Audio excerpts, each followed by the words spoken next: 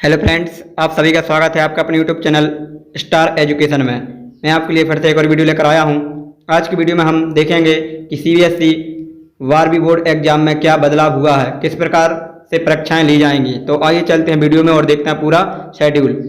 तो लिखा है केवल मेजर सब्जेक्ट के ही एग्जाम हो सकते हैं। कोरोना की वजह से एग्जाम नहीं दे पाने पर एक और मौका मिलेगा, यानी जो बच्चे एग्जाम नहीं दे पाएंगे तो उनको एक और मौका मिलेगा। अब आगे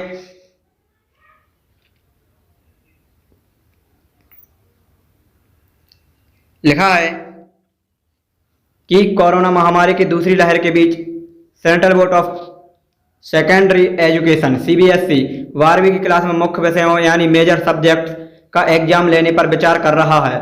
इंडियन एक्सप्रेस की खबर के मुताबिक महामारी को देखते हुए यह फैसला लिया जा सकता है कि 12वीं की कक्षा में मेजर सब्जेक्ट का ही एग्जाम हो और बाकी सब्जेक्ट की मार्किंग के लिए कोई और फॉर्मूला अपनाया जाए।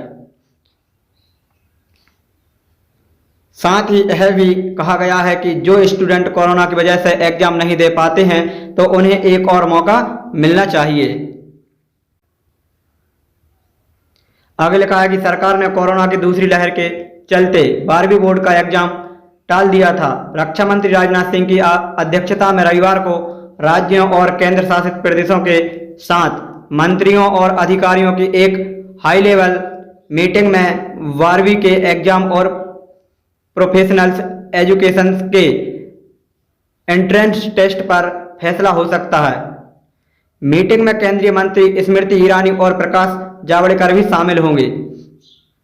लिखा है कि 12वीं के लिए 174 सब्जेक्ट, इनमें से 20 मेजर, यानी 12वीं में टोटल 174 सब्जेक्ट होते हैं जिनमें से 20 मेजर सब्जेक्ट होते हैं।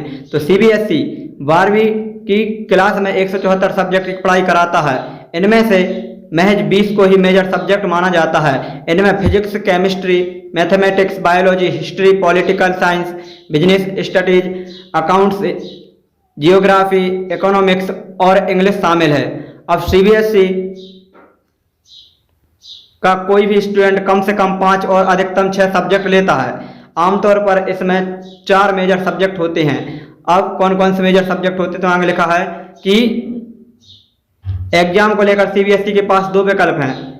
सीबीएसई एग्जाम के लिए 2 तरीकों का विचार कर रहा है। अब कौन कौन से 2 विचार हैं तो पहला है, लिखा है कि सिर्फ मेजर सब्जेक्ट की ही परीक्षा निर्धारित सेंटर पर कराई जा सकती है। इन परीक्षाओं के नंबर्स को आधार बनाकर माइनर सब्जेक्ट में भी नंबर दिए जा सकते हैं। इस विकल्प के तहत परीक्षा करवाने के लिए प्री एग्जाम के लिए 1 महीना, एग्जाम और रिजल्ट डिक्लेयर करने के लिए 2 महीने और कंपार्टमेंट एग्जाम के लिए 45 दिनों का समय चाहिए होगा। यानी इस विकल्प को तब ही अपनाया जा सकता है जब सीबीएसई बोर्ड के पास 3 महीने की विंडो हो। इसके बाद दूसरा चरण है कि दूसरे विकल्प में सभी सब्जेक्ट के एग्जाम के लिए 1.5 घंटे यानी 90 मिनट का समय निर्धारित करने का सुझाव दिया गया है। इसके साथ ही पेपर में सिर्फ ऑब्जेक्टिव या शॉर्ट क्वेश्चन ही पूछने की सलाह दी जा रही है। इस तरह 45 दिनों में एग्जाम कराए जा सकते हैं। इसमें कहा गया है कि 12वीं के बच्चों के लिए मेजर सब्जेक्ट की परीक्षा उनके ही स्कूल में ली जाए। साथ ही एग्जाम सेंटर की संख्या को बढ़ाकर दोगुना कर दिया जाए। इलेक्टिव सब्जेक्ट के लिए 3 और लैंग्वेज का 1 पेपर। लिखा है कि सुझावों में कहा गया है कि 12वीं क्लास के लिए एग्जाम में 1 पेपर भाषा से संबंधित, 3 पेपर इलेक्टिव सब्जेक्ट का रखा जाए। 5वें और 6वें सब्जेक्ट के नंबर इलेक्टिव सब्जेक्ट में मिले नंबर के आधार पर दिए जाएंगे।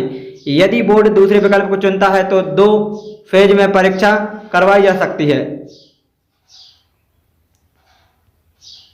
कोरोना होने पर परीक्षा ना दे पाने वाले विद्यार्थियों को एक और मौका, यानी जिन जगहों पर कोरोना महामारी से हालात ज़्यादा खराब नहीं है वहां पहले फेज में परीक्षा कराई जानी चाहिए। बाकी बचे इलाकों में दूसरे फेज में परीक्षा करवाएं। दोनों फेज के बीच 14 दिनों का गैप होना चाहिए। यदि कोरोना संक्रमण के कारण कोई छात्र परीक्षा नहीं दे पाता है तो उसे एक और मौका मिलना चाहिए। अगला लिखा है कि राज्यों के साथ एग्जाम को लेकर चर्चा जारी, यानी शिक्षा मंत्री रमेश पोखरियाल निशंक ने शनिवार को बताया कि प्रधानमंत्री नरेंद्र मोदी जी ने छात्रों से जुड़े फैसले सभी राज्यों सरकारों और की सलाह के बाद लेने को कहा है। रक्षा मंत्री राजनाथ सिंह की अध्यक्षता में होने वाली वर्चुअल मीटिंग रविवार सुबह 11:30 पर होगी, यानी हो चुकी है। मैं इसके बाद ही आपको यह वीडियो बता रहा हूँ। शिक्षा मंत्री ने सोशल मीडिया के जरिए एग्जाम को लेकर जनता से भी सुझाव मांगे हैं। अब जनता अपने अपने सुझाव देगी कि क्या करना चाहिए। तो इसके आगे जो भी फैक्ट होगा, जो भी जानकारी आएगी, तो उसका वीडियो मैं आपके लिए तुरंत ही अपलोड करूंगा। तो यह वीडियो यदि पसंद आया है तो वीडियो को लाइक जरूर करें और अधिक से अधिक बच्चों के लिए वीडियो शेयर करें, ताकि प्रत्येक बच्चा इस जानकारी को प्राप्त कर सके। और यदि आने वाली अगली वीडियो को आप देखना चाहते हैं तो हमारे चैनल को सब्सक्राइब करना ना भूलें और बेल आइकन को दबाना ना भूलें, क्योंकि जैसे ही मैं वीडियो अपलोड करूं उसका नोटिफिकेशन सबसे पहले आपके पास आ जाए। तो आज की वीडियो में इतना ही, मिलेंगे नेक्स्ट वीडियो में। तब तक के लिए जय हिंद, जय भारत।